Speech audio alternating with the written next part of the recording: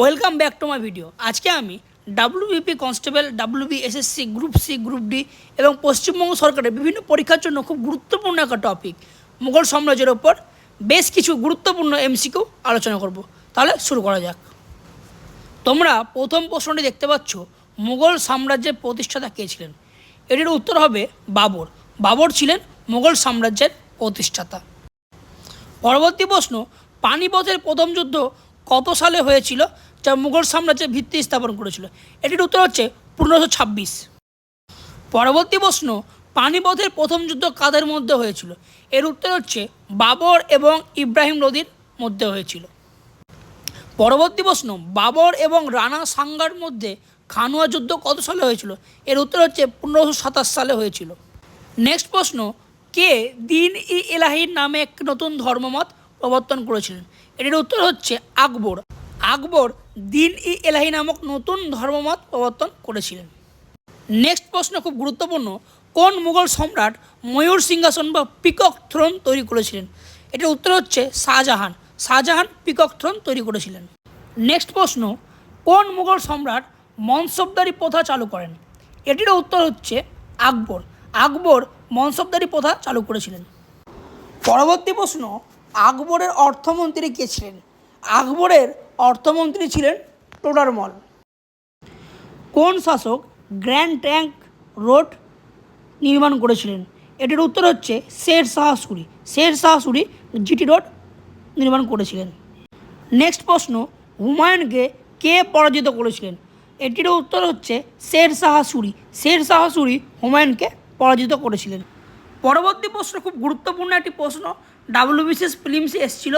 মনসবদার বলতে মুঘল সাম্রাজ্যে কী বোঝানো হতো? এটির উত্তর হচ্ছে একজন সামরিক পদাধিকারী। তাহলে মনসবদার মানে একজন সামরিক পদাধিকারী।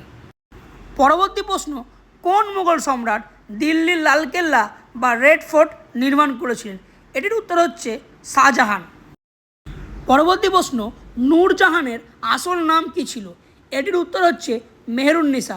মেহেরুন্নেসা ছিল নূরজাহানের আসল নাম। পরবর্তী প্রশ্ন, কোন মুঘল সম্রাট তার পিতার নীতিকে সুল-ই-কুল বলে বর্ণনা করেছিলেন?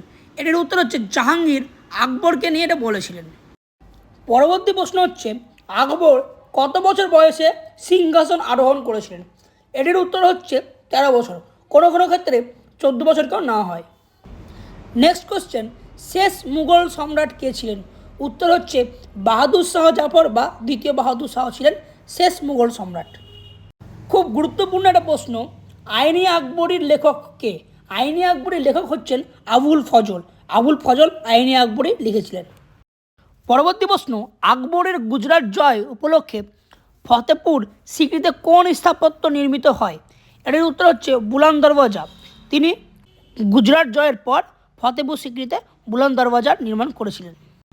পরবর্তী প্রশ্ন, ফতেপুর সিক্রি নামক শহরটি যিনি গঠন করেছেন তিনি হলেন, এটির উত্তর হচ্ছে আকবর। আকবর ফতেপুর সিক্রি গঠন করেছিলেন। আকবরের রাজসভার সঙ্গে যুক্ত কবি আবুল ফজল কোন ভাষায় আইনি আকবরী লিখেছিলেন? এটির উত্তর হচ্ছে পার্সি ভাষায়।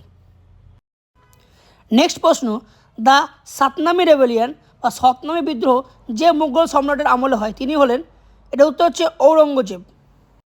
ঔরঙ্গজেবের আমলে সাতনামি বিদ্রোহ হয়েছিল। নেক্সট কোশ্চেন, নিম্নের কোনটি শাহজাহান তৈরি করেনি? এটির উত্তর হচ্ছে বুলন্দ দরওয়াজা শাহজাহান নির্মাণ করেনি। এখান থেকে আমরা দেখতে পাচ্ছি শাহজাহান ময়ূর সিংহাসন, জামা মসজিদ এবং তাজমহলের নির্মাণ করেছিলেন। পরবর্তী প্রশ্ন, তুলসীদাস কার সহকবি ছিলেন? এটির উত্তর হচ্ছে আকবর। তুলসীদাস আকবরের সহকবি ছিলেন। নেক্সট কোশ্চেন, হিন্দু নারীদের সতী প্রথা কোন মুঘল সম্রাটের রাজত্বকালে নিষিদ্ধ হয়? তাহলে হিন্দু নারীদের সতী প্রথা কোন মুঘল সম্রাটের আমলে নিষিদ্ধ হয়? এটার উত্তর হচ্ছে আকবরের সময় নিষিদ্ধ হয়েছিল। হু ইন্ট্রোডিউস কাবুলিয়াত বা পাট্টা? কাবুলিয়াত বা পাট্টা কে প্রবর্তন করেছেন? এটির উত্তর হচ্ছে শের শাহ। শের শাহ কাবুলিয়াত ও পাট্টার প্রবর্তন করেছেন। প্রশ্নটা কিন্তু খুব গুরুত্বপূর্ণ প্রশ্ন, পরীক্ষায় অনেকবার এসছে।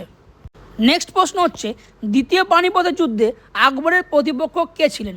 এটির উত্তর হচ্ছে হিমু। দ্বিতীয় পানিপথের যুদ্ধে আকবরের প্রতিপক্ষ ছিলেন হেমু এবং দ্বিতীয় পানিপথের যুদ্ধ হয়েছিল 1556 খ্রিস্টাব্দে। পরবর্তী প্রশ্ন তোমরা দেখতে পাচ্ছ, মুঘল যুগের সরকারি ভাষা কী ছিল? মুঘল যুগের সরকারি ভাষা ছিল পার্সিয়ান বা ফার্সি। তাহলে মুঘল যুগের সরকারি ভাষা ছিল পার্সিয়ান বা Farsi. Thank you so much for watching my video. যদি তোমাদের এরকম এমসিকিউ ক্লাস কোনো টপিকের উপর দরকার হয় তাহলে অবশ্যই আমাকে কমেন্ট করবে, আমি সেই টপিকের উপর ভিডিও বানিয়ে দেবো। Thank you so much for watching. Please subscribe and follow my channel.